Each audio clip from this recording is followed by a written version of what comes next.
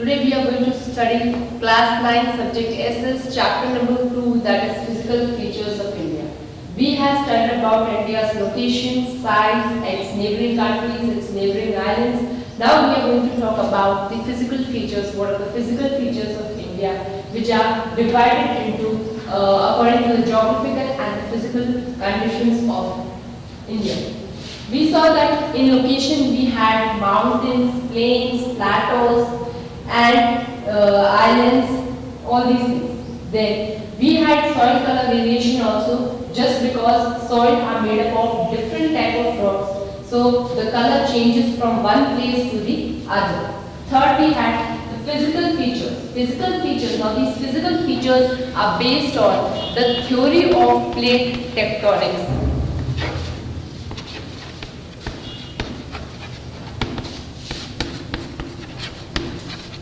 Now these physical features of India are based on the division of theory of tectonic plates. We know that underground, above and the earth's crust, there are tectonic plates which crush or rub with each other. And by this, there are movements like folding, volcanic eruptions. These three things are included with the movements of these tectonic plates. So the physical divisions, physical features of India are all also based on the theory of tectonic plates.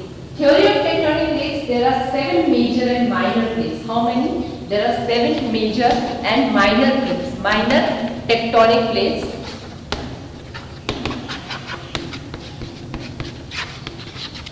So there are 7 major and minor plates from which the rubbing, crushing with each other, which helps in folding, faulting and volcanic eruption. These movements led to the physical features of India. They form the earth crust. These 7 major and minor plates, which are called as tectonic plates, form the earth's crust. The earth's upper part. Crust means the earth's upper part, the outer part of the earth. That is, we know that we have 3 forms or 3 parts of earth, that is crust, core and mantle. Okay, so crust is the outer side of this earth, and these 7 major and minor tectonic plates, they form the earth's crust, and by them moving, by their crushing each other, these 7 and major and minor tectonic layers, when they crush each other, when they rub each other, there are movements like folding, faulting, and volcanic eruptions. Volcanoes arise by these movements of tectonic plates. Okay, so these are the helpful that 7 major and minor plates, when they crush or rub each other, it leads to folding, faulting and volcanic eruptions. Now just these activities, now these theory of tectonic plates, India is divided into 6 divisions. We have 6 physiographic divisions, which we will see one by one. First, we have to know that there are mountains, plains, plateaus, islands, all these in India. So the physiographic divisions are also based on these divisions. So the first division here we have the Himalayan mountains.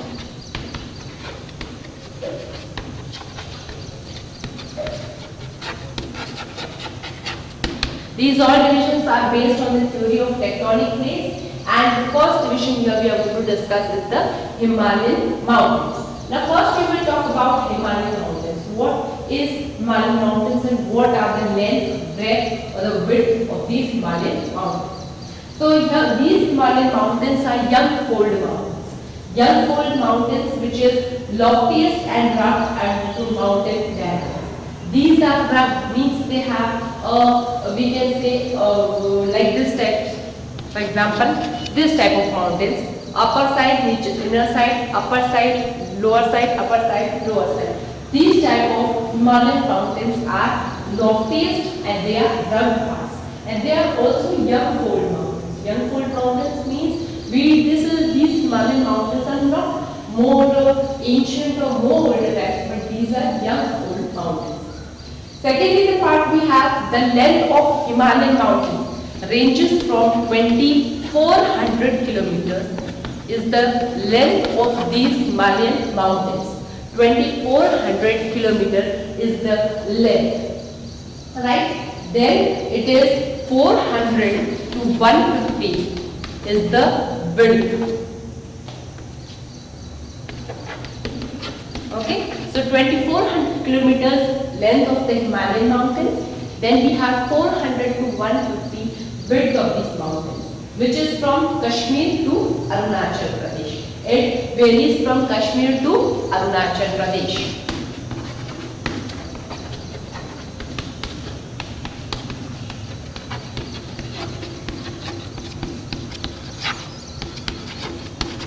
So here there is Himalayan mountains are the young cold mountains. Secondly, it varies from Kashmir to Arunachal Pradesh. Its length is 2400 kilometers. Its width is 400 to 150 kilometers. Now in this we had studied what is the length, what is the width and what type of mountains it is. It is young cold mountains. It ranges from Kashmir to Arunachal Pradesh. Now there is three parallel ranges in longitudinal extent. Longitudinal extent means longitudes, we know this, these were the longitudes. So there are three ranges of parallel Himalayan mountains which ranges in a longitudinal extent. That is, first is the great or the inner Himalayas. The first part, the three divisions of Himalayan mountains, okay, these three parallel ranges which are according to the longitudinal extent. The first is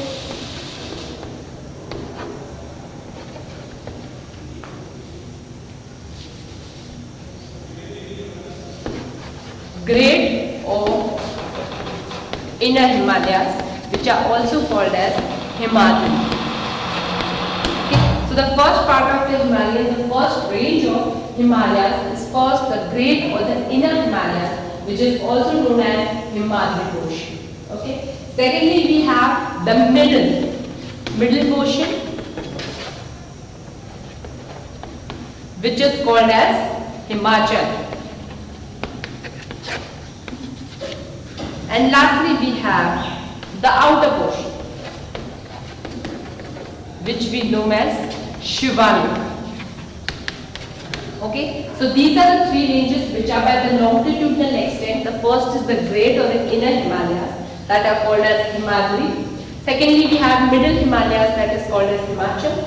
And lastly, we have the portion that is outer Himalayas that is known as Shivalik. Now, there is first of all, that these Himalayan mountains have four divisions in four sections. First section we have here from Punjab.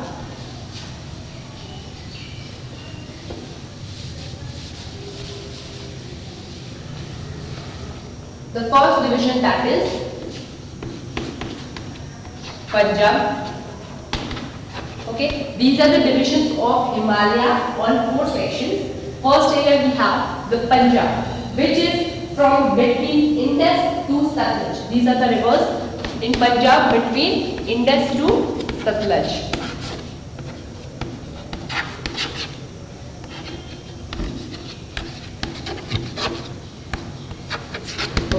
So that is Punjab area between Indus to Satluj region, from where the Himalayan mountain ranges.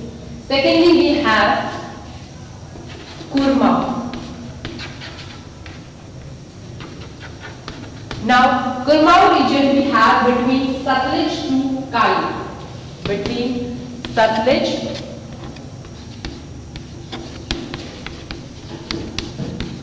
to Kali. This area extends from Kurmau, that is between Satluj to Kali.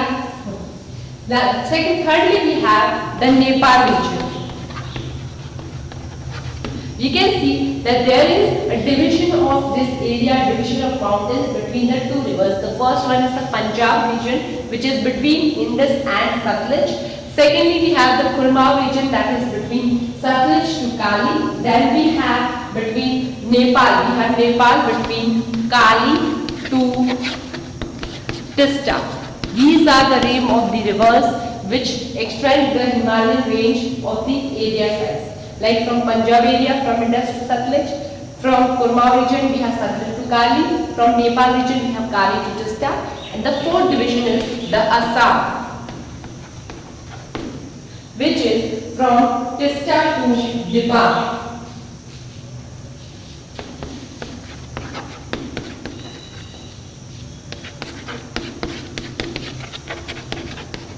which is also known as sandfall.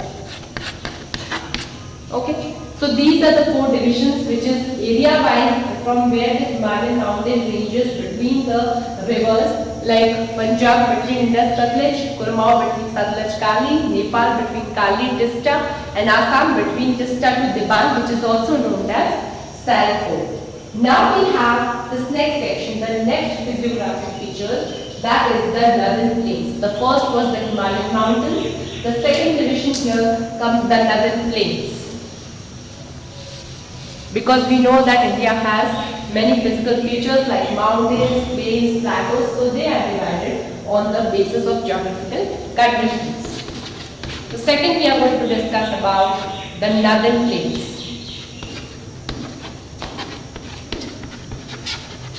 Now which are these northern plains? Northern plains is spread over an area of 7 lakh square kilometer. 7 lakh square kilometer is the area of the northern plains. How much area it covers? It covers 7 lakh square kilometers, which has length of 240. The length is 240 and the breadth is 240 to 320.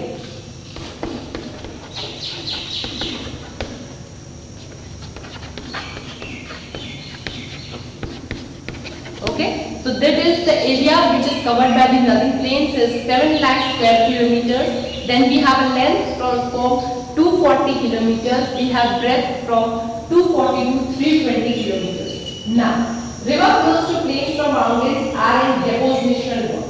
Means whatever deposits are brought by these rivers, whichever deposits, sediments which are brought by these rivers, they flow to plains, rivers flow to plains from mountains are in deposition works. Now these mountains went from the mountains. These are the mountains we can see and these are the plains. So whichever rivers come from the mountains and plains, they bring with them sediments, they bring with them deposits and by which are all collected over these plains, and this helps in the formation of these northern plains. Whichever sediments, whichever deposits are brought by the mountain rivers which flow from the mountains to the plains help in the formation of soil. Third, there is difference in relief causes. Northern plains have 4 regions. Now relief causes, just according to the relief causes, we have 4 sections of division of northern plains. Now northern plains, as Himalayan mountains were divided into 3, here we have northern plains also divided into 4 sections. Differences in the relief causes, that how they are made and what are the relief causes, what are the climate conditions, all these situations. Okay, so first the 4 regions are, first is the Bhabar region in the northern plains. Now which is the Bhabar region? The Bhabar region is on the foot of Shivalek. Shivalek, as I lastly said, the outer Himalayas. Okay, there are 3 Himalayas, inner Himalaya, middle Himalayas and outer Himalayas. So it lays, this Bhabar region lays at the foot of Shivalek, which is the outer mountains, a narrow 8 to 16 kilometer wide belt of pebbles. It is a belt of pebble region. From where? From 8 to 16 kilometers. It has an area of 8 to 16 kilometers and it is a belt of pebbles, the pebbles, okay, which are brought by the mountain Himalayas, which are brought by the rivers which come from the outer Himalayas, that is the Shivalek. It is at the foot of Shivalek.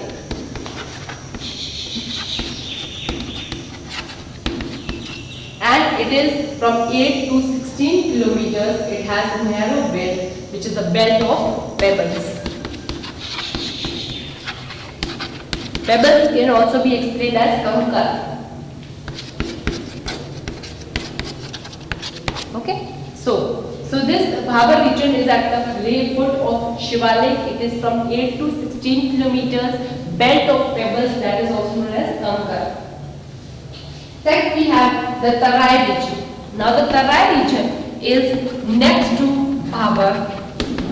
First we discuss the Bhabar region. The Tarai region we have next to Bhabar, a wet and a marshy area with wildlife and forest. Here, the Tarai region, rainfall is good, and just because of rainfall conditions, just because of good rainfall, there is the existence of forest and wildlife. It is an area of wildlife and forest just because of good rainfall, because it is a wet and a marshy area.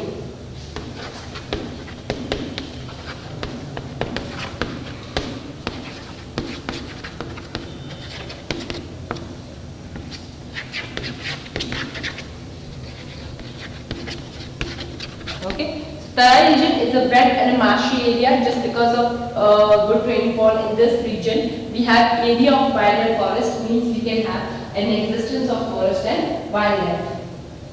Third region we have Bangar. So that also we discussed in the first chapter. You will see in the soils of India that alluvial soil. Alluvial soil have two sections: the older alluvial and the younger alluvial. Older alluvial is known as Bangar region. So here third division of Northern Plains will be the Bangar region, which is also known as older alluvial soil, and it varies about level of floodplains. Now older alluvial self, it has floodplains. Floodplains means whenever the rivers from the mountains come, they bring with them sediments, which brings with them alluvial soil. So it is a older alluvial soil.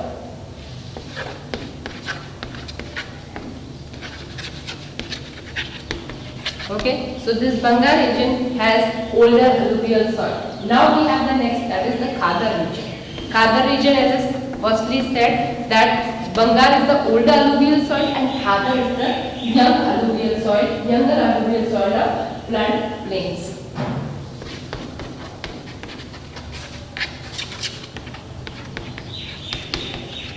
Okay, so these were the four divisions of Northern Plains because of relief causes, because of geographical conditions. We had four regions that were: first was Bhapar, that is foot of Shiva Lake, 8 to 16 kilometers. It is a belt of pebbles and kanker. Secondly, we had the Tarai region, which is wet and marshy because of good rainfall. There is existence of wildlife and forest. Then we have the Bangar region, that is the older alluvial soil. And last, the Khadar region, that is the younger alluvial